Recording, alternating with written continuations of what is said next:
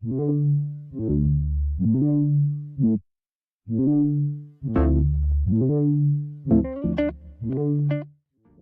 to the We Got It podcast, an MSU sports podcast for everyone. We're Jonah and Abby, a husband and wife who's probably a little bit too obsessed with Spartan sports. And we want to share a little bit of that obsession and joy with you, from casual fans to die-hard, bleed green fanatics. And we hope to make following Michigan State athletics more easy, enjoyable, and engaging for everyone. So go green. Go white. Go state.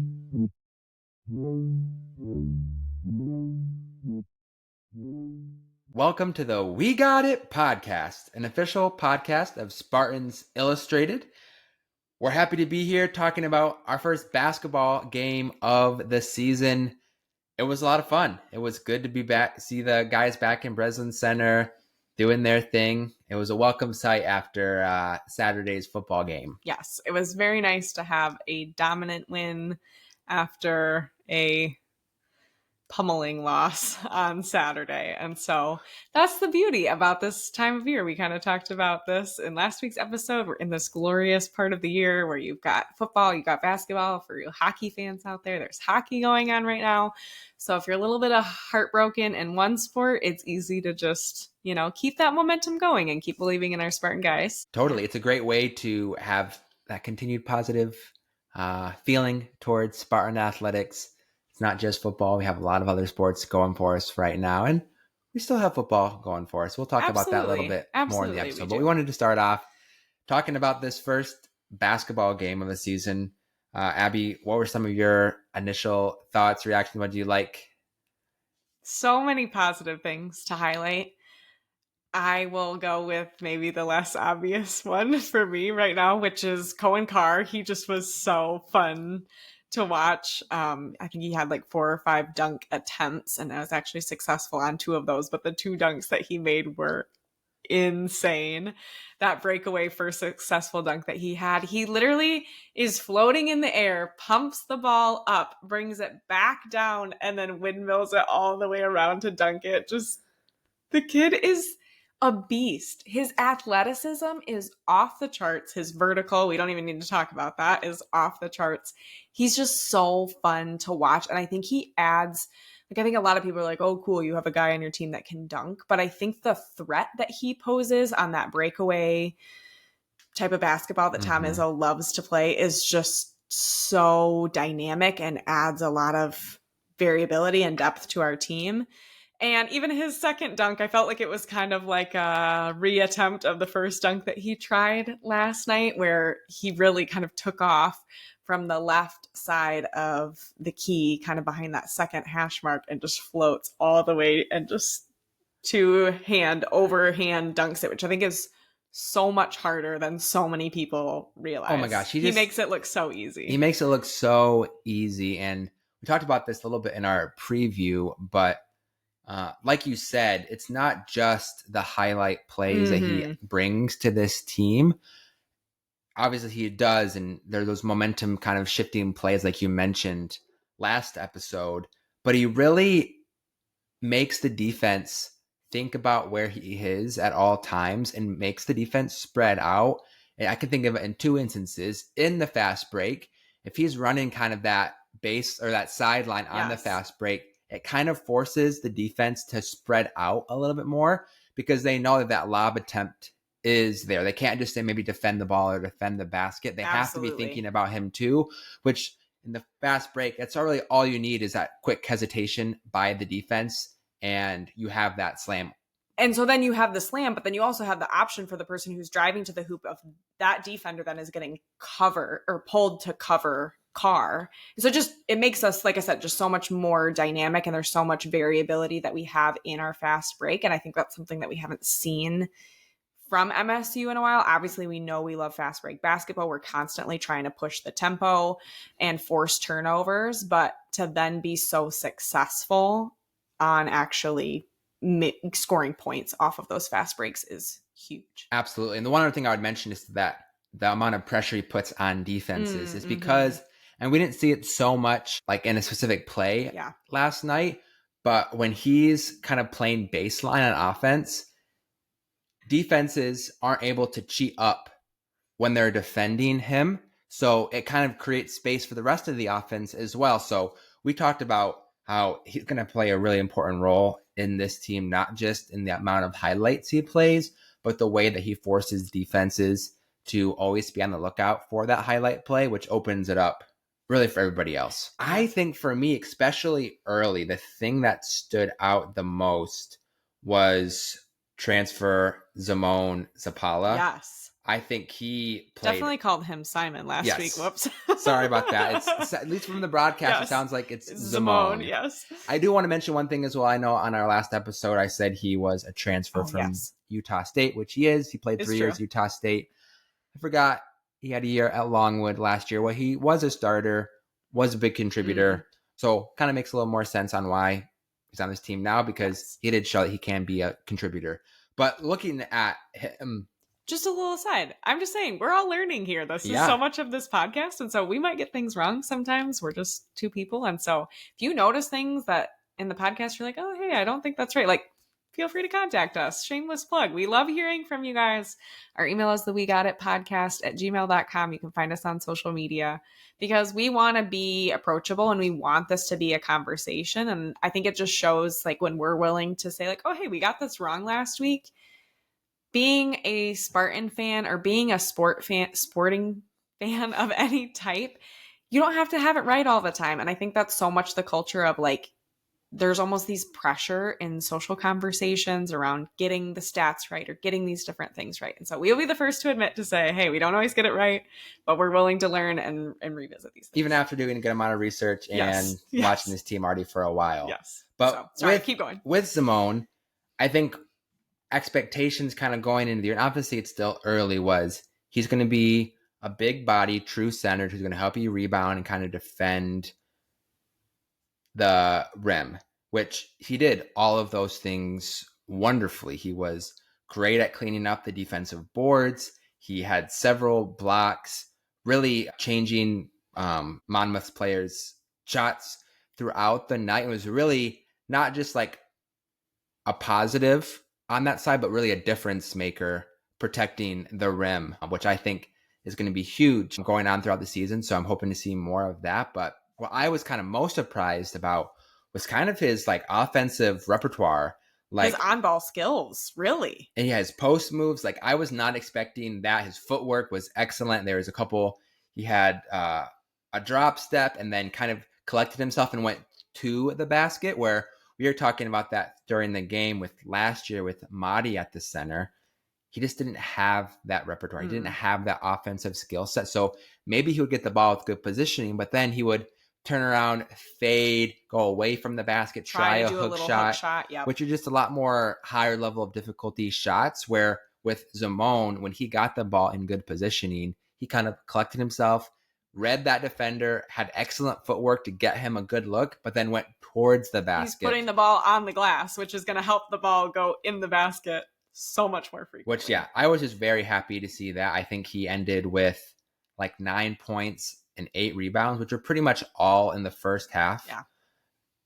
And if they can get similar production in that way throughout the season, like that's a aspect of Michigan State that can really raise the ceiling of how far this team can be and how successful they can be if he can continue that. So that was probably the thing that I was most surprised by and most pleased by. So I'm hoping on Thursday against Niagara and even throughout the rest of this non-conference slate that we can continue to see that from Zamon, because come Big Ten play, it's going to be a massive addition to this team that maybe we weren't expecting from him beginning the year. And I think it stands out so much because we have been so lacking in the bigs department for the last couple of years of just not having consistency. And so I think our hope was like, I hope that Zapala can come in and just in a way be a neutral, like not be a negative, maybe have a little production. But I think exactly what you said of he was going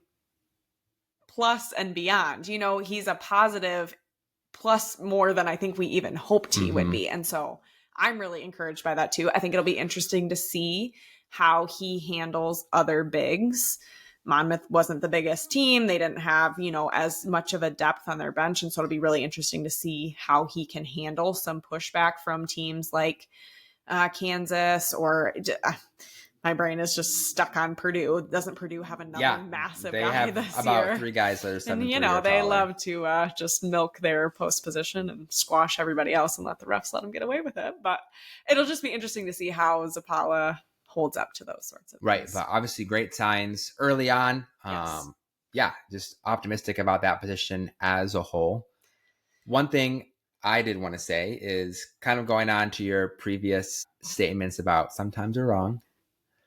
I know on the preview episode I was waving a couple yellow flags when it comes to a specific player, and I wouldn't say that all of those concerns may be alleviated. Right, it's one game, it's Monmouth, but you can take it away from here. I know Jaden freaking Akins. I think you all would be concerned about me, and if I was in my right mind, if I wasn't cheering from the rooftops, how good he played last night. And again, I totally agree with you. One game doesn't prove, how the season's gonna go. But that's exactly what we wanted to see from him last night. Huge performance, right? 23 points. 9 rebounds, 6 assists. Yeah, crazy. Just doing what we saw Tyson Walker, I think, really do last year. And it wasn't just that he was one-dimensional. He was driving to the hoop. He got 8 and 1s, taking those nice little fadeaway 2-point jumpers. He really was just dynamic across the court and showing up in moments when we really needed him to. I felt like he had that energy. He had that fire behind him that maybe we thought he was lacking a little bit in exhibition. And so I hope to see out of a senior veteran player like him that continued grit and saying like, hey, I am going to show up and I am going to do this. And I still believe that that's going to be him long-term for the season. And I hope last night was a snapshot of just more of that to come. Right. And like you said, like he was really scoring on all 3 levels last night without really his 3-point shot being a huge contributor to those 23 points. I think he only knocked down 1 3. And he's a guy where he's probably been our best shooter the last 2 years. Maybe aside from Tyson. Yeah. And if that clicks, if he does start getting hot from a 3, like, oh boy, like watch out. Like, everybody else watch out. Yes. Like the Jaden Akins we saw last night. And again, it's early. Yes. Trying to overreact too, but we're going to overreact. It's the first game. We've been waiting. We've been amped up for this. Yes. But if he can have that same aggressiveness, assertiveness, confidence, and his 3-point shot starts falling, like this is an all Big Ten first team kind of player for this team. And again, similar to Zamone, like this is a ceiling raiser for this team, or maybe instead of being middle of the pack, this can be a team that competes for the Big Ten. Yeah. You made, I think, a very excellent observation during the game last night. And I think you said Jaden Akins' offense is fueled from his defense. And I had never thought about it like that. But as soon as you said that, I started watching him on defense and he was on it. And he was getting fired up. Like there were a couple of times where he gave the guard or the point guard from Monmouth absolutely no room and they had to back off. And I saw at one point he crouches down and just starts clapping. And it's so true because I think that fire and that grit you see in him comes from his success on defense. It gets him pumped up. And I think how much when it comes to knocking down threes or hitting those jumpers or driving to the hoop with that sort of ferocity that we need comes from that confidence. And you're going to build that confidence on defense, and that's going to help fuel his offense. And not everybody's like that. I think there's other players who build their confidence by knocking down shots, but I think that'll be really interesting to watch throughout the rest of the season. And maybe that's a little bit of homework for you guys, right? Pay attention to Jaden Akins on defense and see, does that seem to influence how well he's doing his production offense? Yeah. And I think with Tyson Walker gone, I think Jaden Akins is probably going to be the vocal point on teams' defensive scouting reports, where we can't let Jaden Akins beat us. And in previous years, I feel like his 3-point contributions has been more like in a spot up role where they're working the offense to find him open looks. And the 3 that he made last night was really something he created all on his own with the ball in his hands. And I think as he has that defensive intensity, which then leads to those fast break dunks, drive into the hoop, that just gives him the confidence to then be able to pull up and hit those threes. It just makes him so much more dynamic. It's almost just like a snowball rolling downhill. And once that snowball gets rolling because of the defense, like it just, he pours on 23 points. He gets 9 rebounds, and then he facilitates with 6 assists. Like that was a very encouraging sign for me.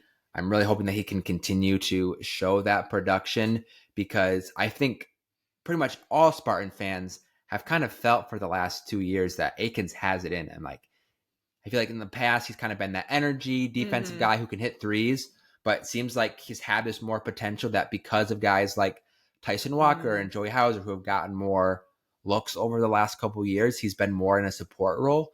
But now that he's, I think, going to be the guy for this team, I'm just really looking forward to see like how much of that potential he can unlock and help this team win.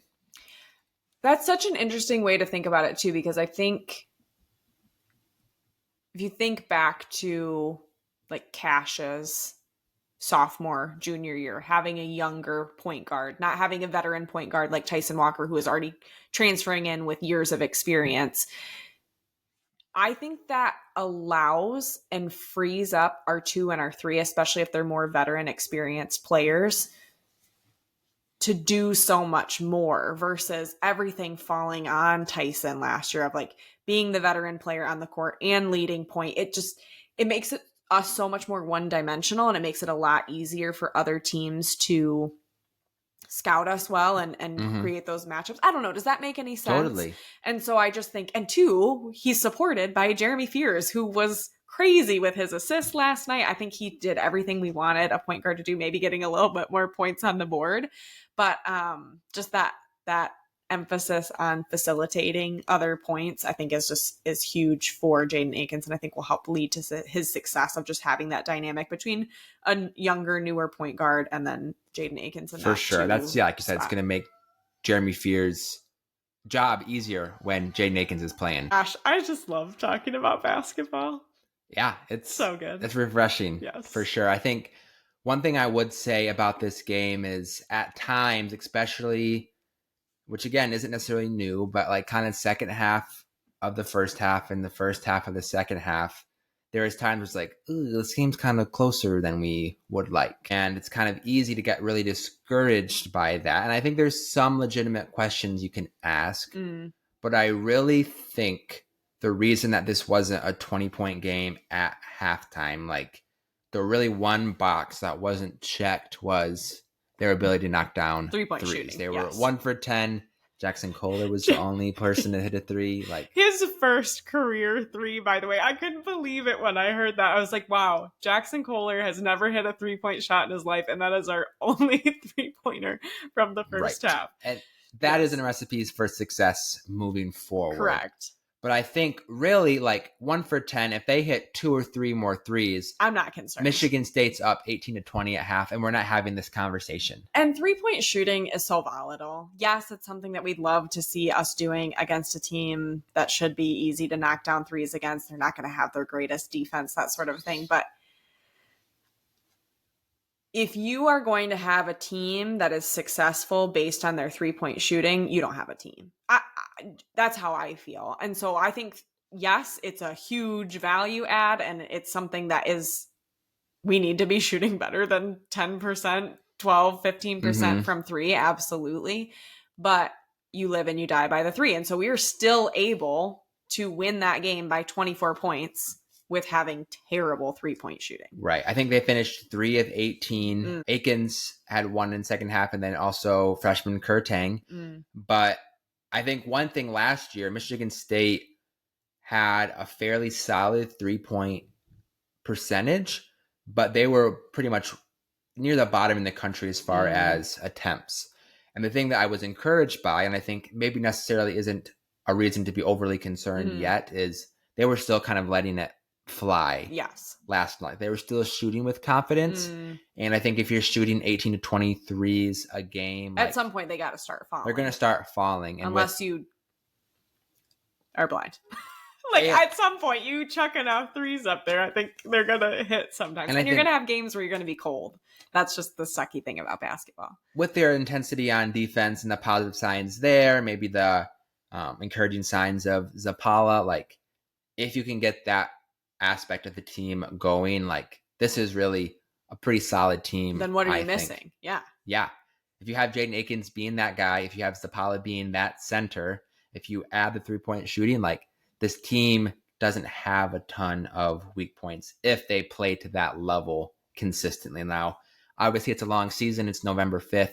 We'll see if they can play with that level for the season, but promising signs for sure going into the rest of this non-conference slate. Definitely. So we've got one more kind of ease-in non-conference game, hopefully, against Niagara on Thursday. And then on Tuesday, we face... number 1, Kansas. And the man who we will not name. I am so ready for him to be gone after this season. I couldn't wait for a certain player to be gone from Purdue last season. And now all of that energy one by one, we're shifted. just exercising our demons. And it's a good way of putting it. But yeah, it's gets real quick for the Spartan team. We get one more kind of tune-up game. I did kind of want to take a second to mention the freshman last night. I think Jace Richardson was a huge bright spot in that game as well. I think it was 9 or 11 points that he had. You made a comment last night of, I think he's going to be my favorite player in a year or two. I think he's going to be an absolute stud. His ability to get to the rim last night, we talked about in our preview how he was a pretty solid shooter. And that wasn't obviously on display last night, but his just offensive knack is on that side of the ball, just kind of be at the right place at the right time. Know when you're going up how to kind of adjust your body to kind of avoid defenders and contact. Like, he's going to be playing a lot this season, and not even maybe for the reasons that we were saying in the preview. Like, he's showing other ways as well, and that he can positively contribute. This coaching staff's really been raving about him throughout the offseason, and we really saw last night, because I don't know if we've seen a guard as a freshman with this much offensive potential right away. As probably since like Max Christie, right? But plays a little bit of a different role, I feel like. Yeah, that's a good comparison. I think Max Christie, especially early on, like, had that potential, but really, even though the way they used him was pretty much just kind of stand in the corner and wait for an open three. That's very true. Whereas it seems like this coaching staff is trusting him more with the ball in his hands. He has more confidence than Christie has. Like, I'm almost thinking like the confidence of kind of like freshman Rocket Watts, but maybe a little bit better of decision making and maybe better, doesn't have to go for those heat checks all the time. Maybe a little more restraint to know when to kind of go in your bag and when to let the rest of the offense do their thing. I get so curious. I want to live in Tom Izzo's brain for a season. I get so curious because I do feel like, and maybe this is a silly rabbit trail to go down, but with Max Christie, when he came in, it felt like he was going to be a one and done player, which is what happened. I almost feel like coaches players differently based on that. It seems to me like Jace Richardson is going to be someone who's going to be a multi-year player for the Spartans.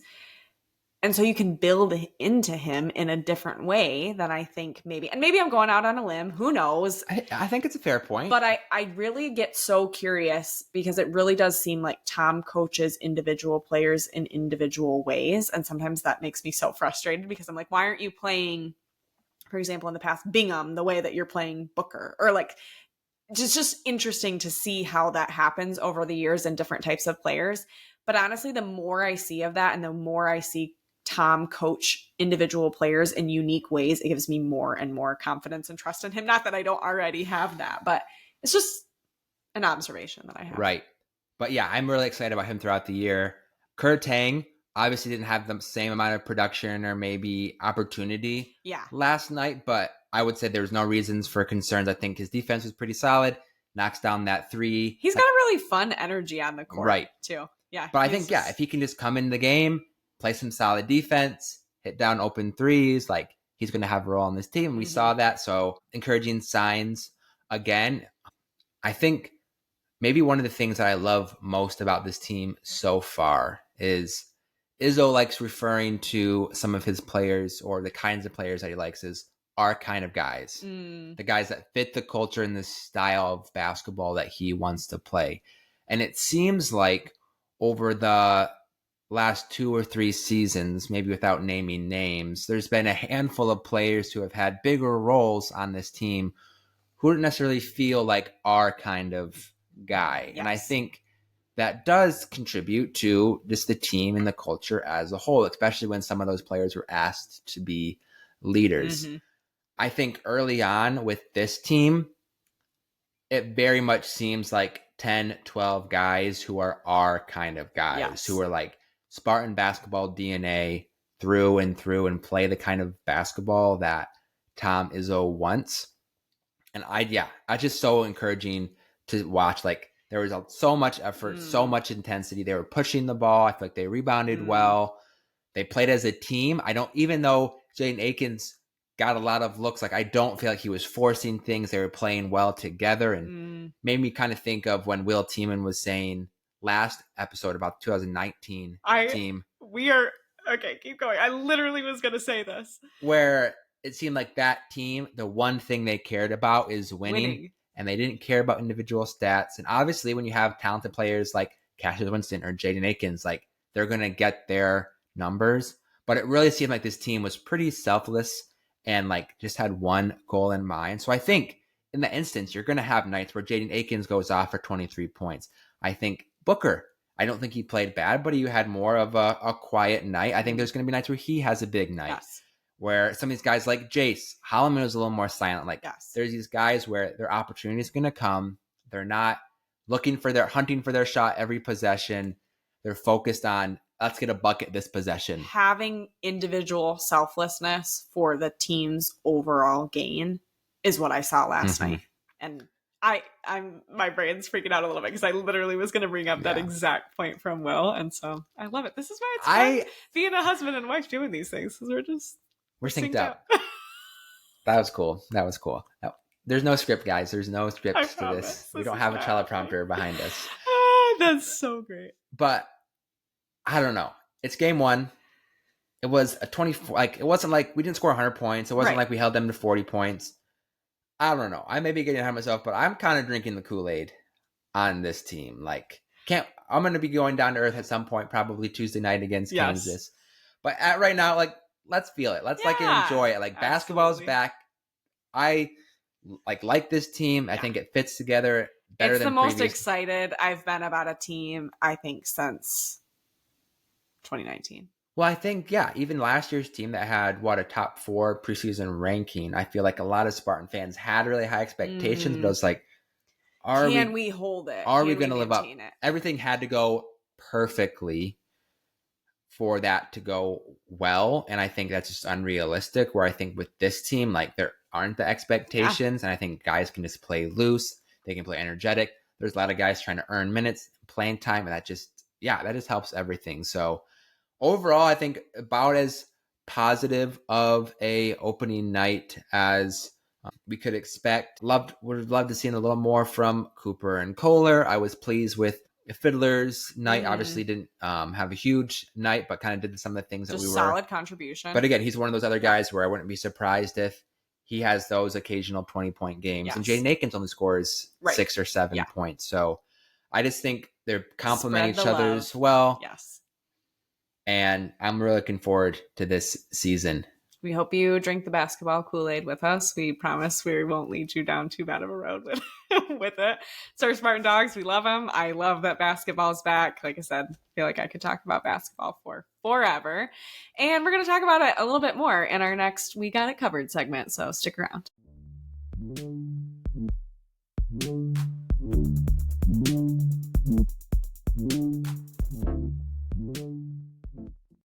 This week's We Got It Covered segment, we are going to break down some certain types of fouls in basketball. As a reminder to those of you who are maybe just tuning in for the first time or don't pay attention to this segment when you're listening, this We Got It Covered segment is really focused on helping all of us Spartan fans better understand the sports that we love watching, that we love listening to, that we love engaging in, because there's just things that happen sometimes. And if you're not someone like Jonah who makes sports a vast portion of his personality, you might not know why are they considering this for a flagrant 1 versus a flagrant 2? What happened on the sidelines that there's a technical being called? Why was this ref not in the right position for this call? X, Y, or Z, whatever it is, we try to take you through some of those confusing points in sports, or maybe odd rules, maybe even play calling or strategy, and just help you feel like you've got it too when it comes to these things. And so today we're going to focus on those flagrant 1 and 2 and technical calls. So the flagrant 1 and 2 were introduced a few years ago. And at the time, I feel like TV broadcasters did a really good job. They'd put little graphics up on the screen explaining this is the new rule, this is this versus that. But you kind of get limited amounts of time on the broadcast to really dive into it. And so we just wanted to take more time because it came up in the game last night. There was something that they reviewed for a flagrant 1. And if you're like me, it's just hard to keep track of what's the difference between flagrant 1 and flagrant 2. I know there's like intent with one of them. And then do you always get to shoot free throws and get the ball back? And how is that different from a technical foul? And when do you get ejected for one versus the other? Like there's a lot of cascading parts. And so Jonah, would you walk us through first flagrant fouls? Yeah.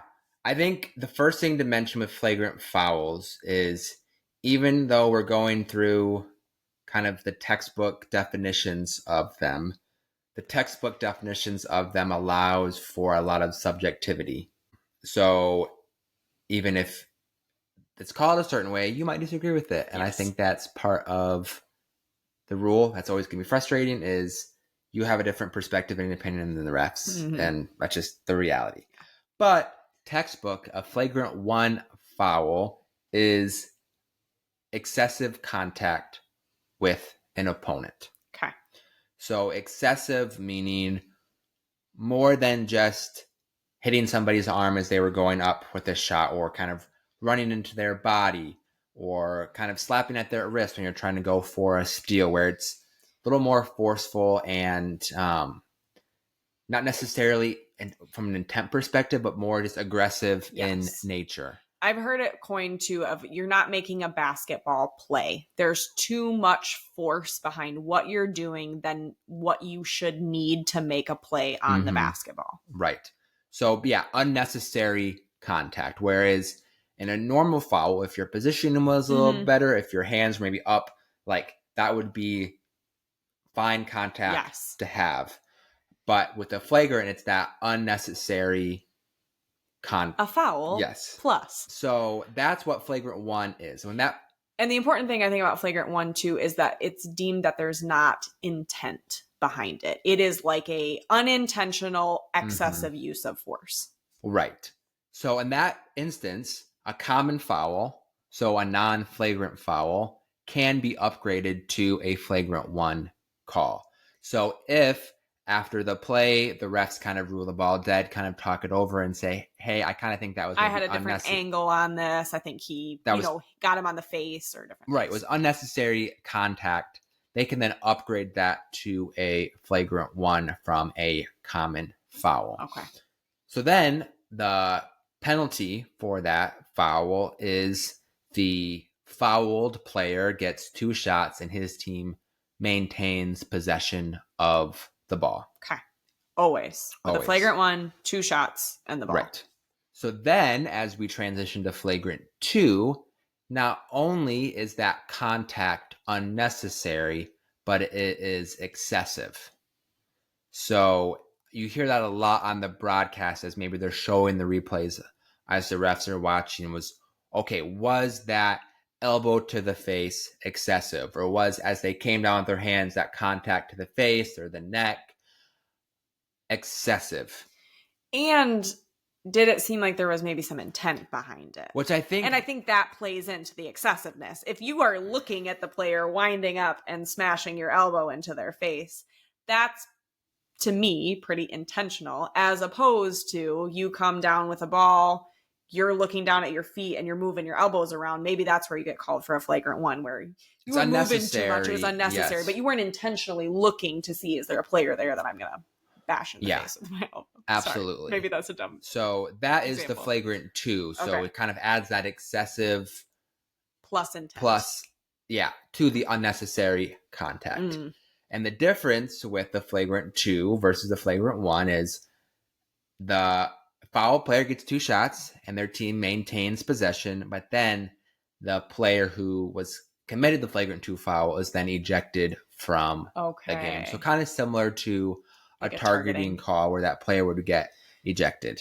If you get 2 flagrant 1 fouls, you also get ejected. I believe that's correct. On last night's game, there was a play where I believe Monmouth player was driving to the rim and kind of used their offhand to deflect or kind of push Jace Richardson away. And there was kind of some contact to the head. And especially when it's contact to the head, they're usually going to review that. When there's contact to the head, regardless if like a ref, I saw something different, like they're usually always going to take a look at that, I think, to see if that was unnecessary. And these rules are really to protect players. They can be really frustrating to see all these reviews and things, I think, especially as somebody sitting at home on your couch watching, because you've got a schedule of what you want to do with your evening and you're like, oh my gosh, these refs are calling so many calls. One, I think we call, just let them play basketball. But I do think in those instances, especially when you're thinking about contact to the head, it really is to keep players safe. Totally. And that's super important. These are student athletes. They got to go to class tomorrow. We need to make sure they're not getting concussions on the court because people are being excessive and unnecessary. And I believe that foul stayed as a common foul. Like the refs didn't deem that either unnecessary or excessive. So thus it was just a common offensive foul on Monmouth. But that's kind of the gist or the textbook definitions of the fouls and the results. But obviously with the language of excessive and unnecessary in the rule book, it leaves up so much interpretation. How do you determine intent as a third party? Right. Sometimes it's a little more clear than others. Again, if you're making eye contact with someone and then choosing to move your body in an excessive way towards them, that makes it a little easier, but it can be highly subjective still. Right. I think maybe one of the most common instances we see this is once a player goes up for a rebound, like you're taught as a player to grab that ball, kind of put your elbows out and kind of protect your space. And that's, as a player who's possessing the ball, you have a right to your own cylinder. Yes. Maybe we can catch that in another segment, kind of what that rule is. The space that you occupy. But again, that's kind of something that's taught for players to do, and kind of move your elbows, kind of create that space. And unnecessary. Too easy in the heat of the moment to take that a little too far, whether it's intentional or not. And that's where those calls really become difficult because it's kind of an aspect of the game. It's hard to kind of determine, was that unnecessary? Was that excessive? And I think that's where if sometimes I'm like, just let the boys play basketball. I get, especially if you're seeing repeated behavior, maybe from a specific player on the court, of every time they're coming down, they're using that to get away with things. But the first instance, let's let these boys play and figure out what happens. Right. Absolutely. So I do want to just kind of differentiate flagrant fouls from technical fouls. So flagrant fouls are regarding the physical aspect. You are, like you said, usually taking a common foul and upgrading it, or there's something right away that they're pretty concerned as a flagrant foul.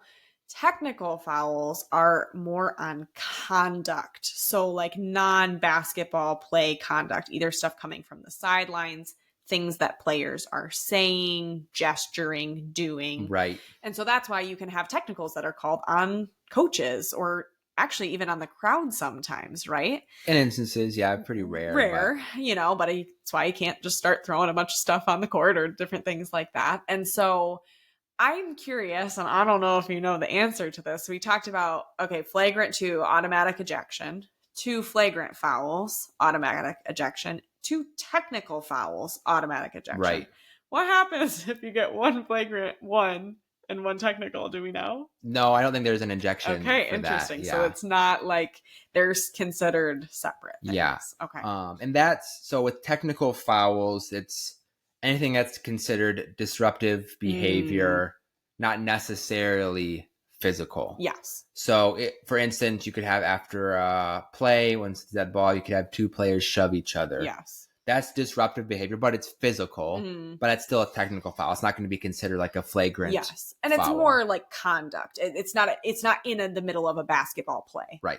Or it could be something you say to the refs or to another player. So, or even potentially disrupting the game by holding onto the ball too long and preventing the team from getting possession of the ball. All those sorts of. So things. Yeah, I think the easiest way to maybe differentiate flagrant versus technical is basketball play versus non-basketball play or act. For technical fouls, it's still the same as flagrant 1 and flagrant 2 as far as free throws and possession of the ball. Is that correct? You're always going to get 2 free throws and possession of the ball. I believe I think in technicals it's 1 shot. Interesting. Okay. Yes. I knew that there was something that was a difference. And so when I was going through flagrant calls, I was like, weird, they're both the same with the exception of flagrant 1, flagrant 2. Flagrant 2, the player who committed the foul is getting ejected. But I thought there was a difference between, see, we're all learning here, flagrant and technical, or I don't know, something in there. Okay. So with a technical, is it 1 and 1 or you just get 1 shot? Just 1 shot, yeah, not 1 and 1. Okay, good to know. That seems like kind of an odd thing, so I'm glad that we were able to highlight that. I think that actually helps answer most of my questions about those calls.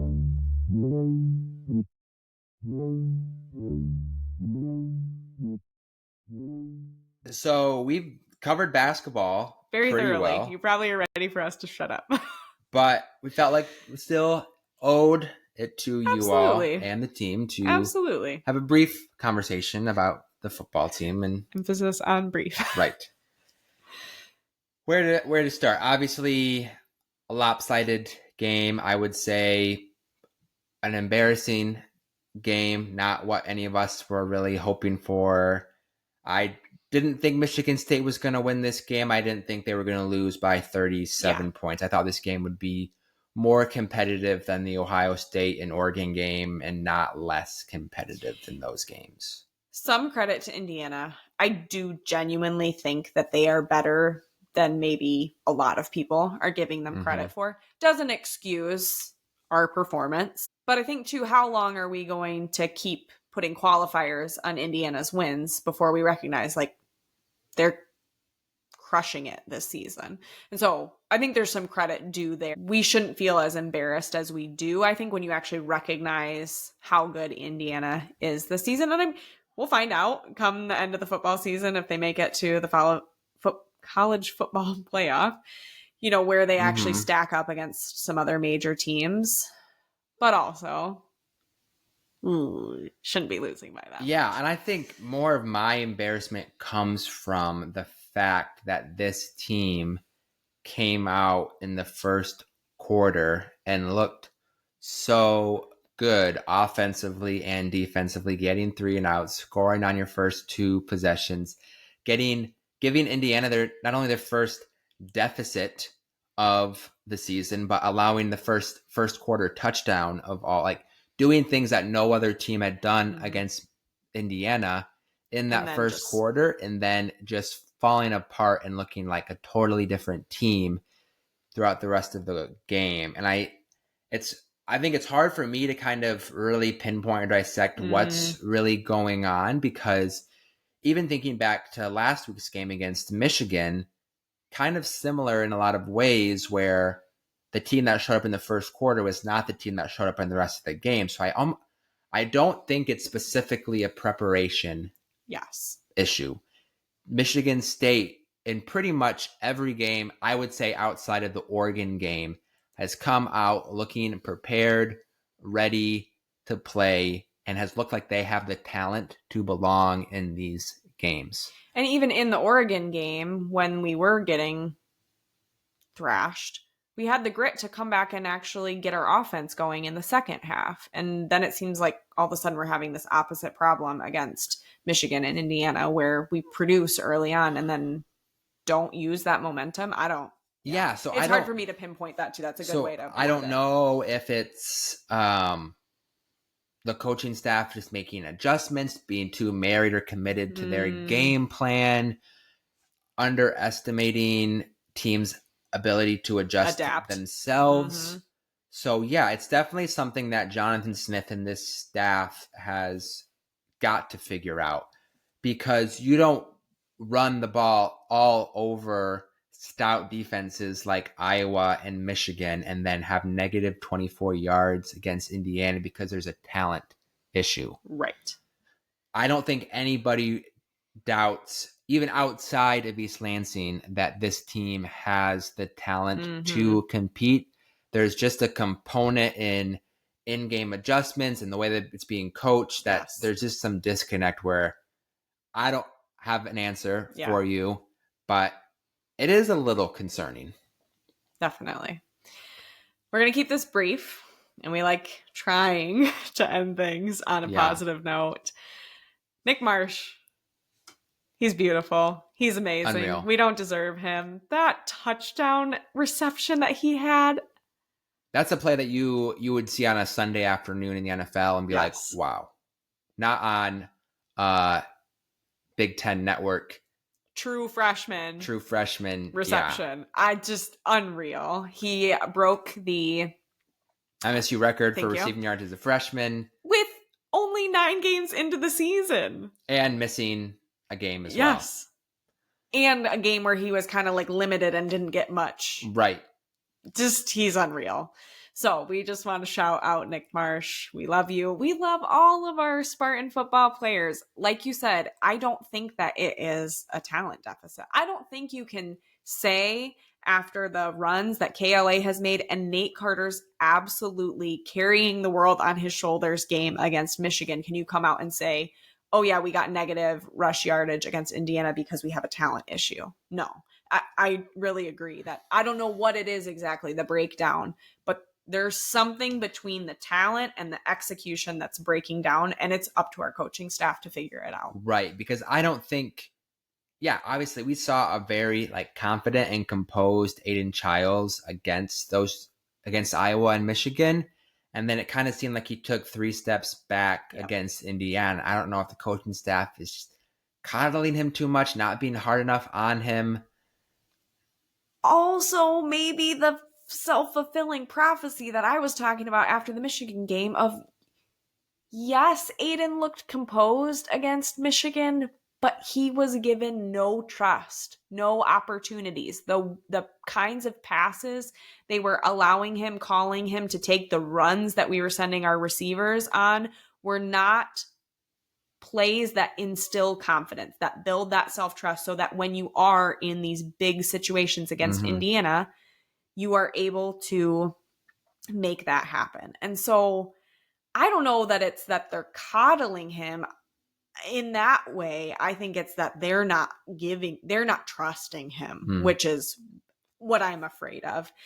Also, one other thing I'm going to say, and this is purely just my own opinion, and I know that it is not Jack Belling's fault, but I swear, and I want to go back and look at the number of interceptions that Aiden Childs has thrown and how many of them have been targets to Belling. Now, I will tell you, probably 95% of those interceptions where the target has been Belling, it has been Aiden Childs' fault of where he's placing the ball.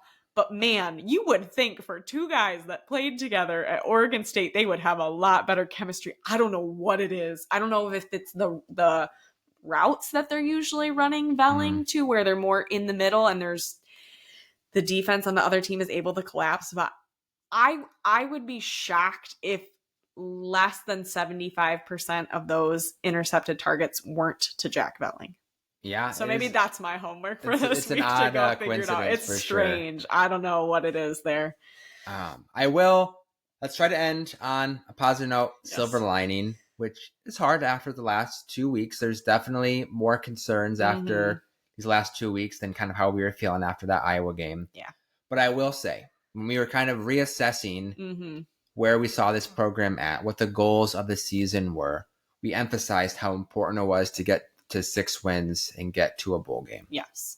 I will say that as rough as the last 2 weeks have been, Michigan State should still win 2 of these last games. I think Illinois will be a tough one on the road, but they, I think, are a lot worse than their record shows, and that's kind of been evident the last couple weeks. But then I think Purdue and Rutgers might be the 2 of the worst teams in all of Power 4. Rutgers has 1 win, and that's against Illinois. Rutgers has not looked good at all. So those are teams both, and those games are both at home. And so show up. Yeah. So often I think we see, as the season goes on, Spartan Stadium gets more and more filled with the opponent's color. I was so sad at how much red was in Spartan Stadium on Saturday. And so we, I'm sure, are going to be at least one of those games. If not both, but show up for your boys. I know those games get cold, but honestly, our favorite memory in Spartan Stadium was the Penn State game in 2021. Snowing. We almost left at halftime because we were so cold and it was not a fun game to be at. And then second half was one of the most fun experiences I've ever had in my life. So don't count it out because it's cold. We're having this beautiful Indian summer in Michigan. It's 70 degrees today, even if it is rainy. So yeah, show up for your boys. Yeah, I think Jonathan Smith was 5-7 his first year at Oregon State, ended up having a lot of success there. I think it's easy for people inside the program and fans to have this perception of, oh, maybe Jonathan Smith isn't that guy. And he hasn't shown that he is necessarily yet. But I don't think he's shown enough to give up on him. And I think if you think outside of the Michigan State bubble, I think the perception of Michigan State is, hey, this team actually has a good amount of talent, and wait until they develop and Jonathan Smith kind of gets more of his guys. You take some of the emotions out of it and are able to look at it from a third-party perspective. I do think there's a lot more hope for this team than maybe we're even feeling right now as Spartan fans. And so I think this team, not only can they get to that 6 wins in a bowl game, I think this team should, and I'll say will, get to 6 wins and a bowl game, which I think, again, beginning of the year, everybody, 99% of fans would have been happy with 6-6 year one, get a bowl game, start showing that progress. And I think this team is still there despite a pretty embarrassing performance on Saturday. Definitely. Thank you for tuning into this week's episode. We've been just churning out the content for you this week. We're a little tired. No, it's great. We love it. It's basketball season. It's football season.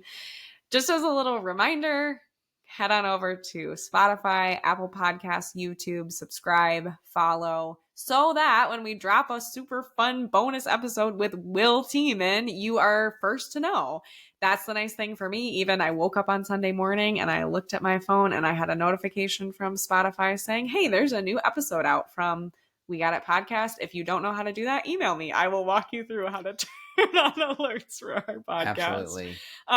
It seriously goes so far. We're a small podcast starting off, and our passion really is to reach more Spartan fans because, I don't know, I think we're doing something kind of cool and really trying to make being a Spartan fan more inclusive for everyone, make them feel like this is something that is a family, because it really is. And I think that's so much of what you will talk to any person who's involved with Spartan athletics will describe it that way. And so we want to welcome more Spartan fans into the family and make you actually feel that way. And so your likes, your comments, your subscription, your reviews, truly your reviews go so far in helping Apple Podcasts, Spotify boost our podcast and help it get more exposure. So we really would ask that if you haven't done that, maybe you would consider taking 30 seconds to go do that right now after the episode ends. Absolutely. As always, go green, go white, go state.